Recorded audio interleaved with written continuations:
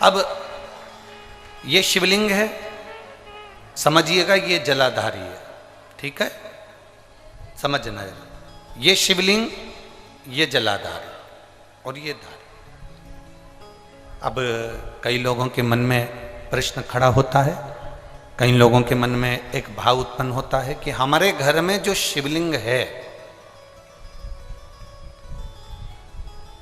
हमारे घर में जो शंकर भगवान का शिवलिंग है, क्या उस पर वासुकी नाग लगाना, सर्प लगाना जरूरी होता है क्या?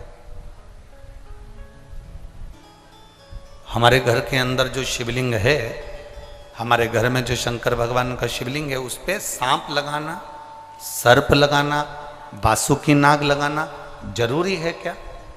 तो बहुत सावधानी से समझिएगा कि जो शिवलिंग होता है,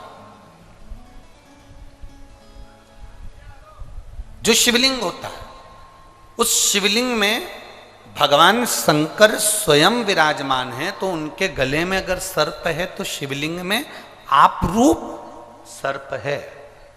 शंकर जी अगर रुद्राक्ष की माला पहने हैं तो शिवलिंग में वो रुद्राक्ष का बल है। शंकर जी बाघंबर पहने हैं, शिवलिंग में वो बाघंबर का अंश है। शिवलिंग गंगा धारण करे हैं तो शिवलिंग, भगवान शंकर गंगा धारण करे हैं तो शिवलिंग में वो गंगा का तत्व है। जरूरी नहीं कि तुम्हारे घर में जो शिवलिंग हो उस पे नाग हो। अगर है सर्प कोई बात नहीं, रखे रहने दो। सर्प नहीं है तो कई लोग कहते हैं चांदी का सांप बनवा लेती हूँ, पीतल का सांप बनवा लेती हूँ। घर में मेरे शिवलिंग है, उस पे सांप नहीं है, मैं सांप रख देती हूँ, सर्प रख देती हूँ, वासुकी नाग रख देती हूँ ना। अगर है तो रखो।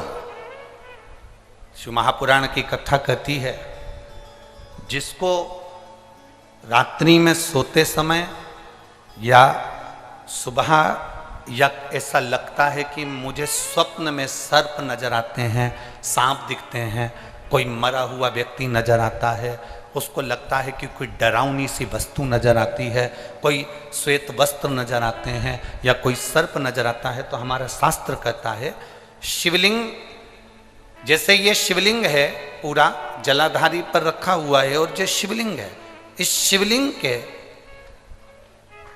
5 स्थान ऐसे नियुक्त कर लीजिए। कितने स्थान? 5। चंदन लीजिए, उस पे एक चावल का दाना, एक अक्षत, वो भी चंदन में गीला करा हुआ, पूरा चावल का दाना। 5 स्थान नियुक्त कर लो। एक स्थान ये कर लिया, हमने चंदन लगाया, उसमें चंदन का चावल का दाना लगाया। दूसरा स्थान हमने ये नियुक्त करा, हमने चंदन लगाया, उस पर चावल का दाना लगाया। तीसरा स्थान हमने ये नियुक्त करा, चंदन लगाया, चावल का दाना लगाया। चौथा स्थान हमने ये नियुक्त करा, चंदन लगाया, चावल का दाना लगाया। 5वां स्थान हमने ये नियुक्त करा, चंदन लगाया, चावल का दाना लगाया। बस एक बेलपत्र अशोक सुंदरी वाली जगह पर पहले चढ़ा देना है, फिर ये 5 स्थान पर चंदन की बिंदी और एक चावल का दाना लगा देना। इस बेलपत्र को उठाकर लाना है प्रदोष काल में।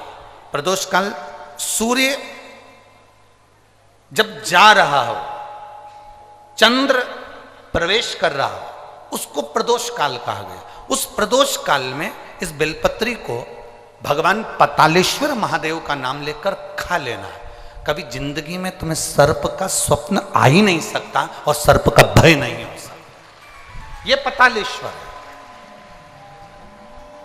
5 स्थान,